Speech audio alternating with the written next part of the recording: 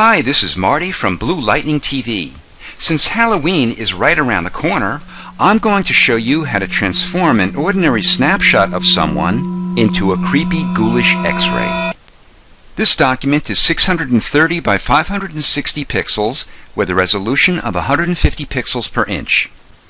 You can find this skull and the skeleton in the video's description or project files so you can follow along. Open a photo of the person you'd like to make an X-ray of and press Ctrl or Command J to make a copy of it. We'll remove all the color by pressing Ctrl Shift U or Command Shift U on a Mac. If the person in your photo has very dark hair and or skin, we'll get better results if we bring out some of the detail in those dark areas. To do this, go to Image, Adjustments, and Shadows Highlights. Notice it brought out the detail on the hair while leaving the midtones and highlights intact. Because we just want to bring out the details in the shadows, it's only necessary to affect the shadows.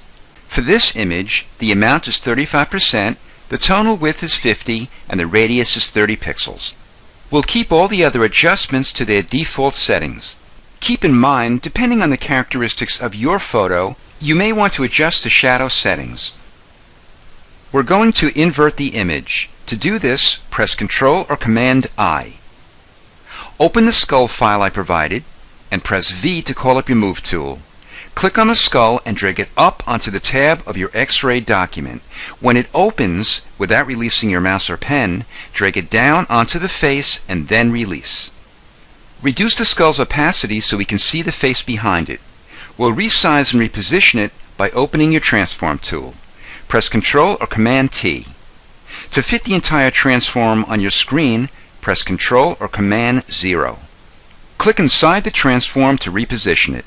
Go to a corner, and when you see the straight double arrow symbol, press Shift and Alt or Shift and Option on a Mac and drag in. Fit the image back onto your screen and continue to adjust the skull size and position. Go to the top and click on the warp icon. This breaks up the transform into 9 sections. By dragging the points, lines, and sections, you can literally warp the skull so each area matches its corresponding areas of the face underneath it. Then press Enter or Return. Now open the skeleton image and drag it onto your X-ray document so the top of the neck connects to the bottom of the skull's jaw. Call back your Transform tool, fit it onto your screen, and resize and warp it if necessary. For this image, I'll warp the shoulders to fit the body, press Enter or Return, and fit the image back onto my screen. I'll reduce the opacity of the skeleton to 30% and the skull to 40%. Try different opacities for your image. Click back on the top layer and press Ctrl-Shift-Alt-E or Command-Shift-Option-E on a Mac to make a composite snapshot. Double-click it to open its layer style window and click Color Overlay. Click on the color box and type in 428E61 and click OK. Change the blend mode from normal to hard light.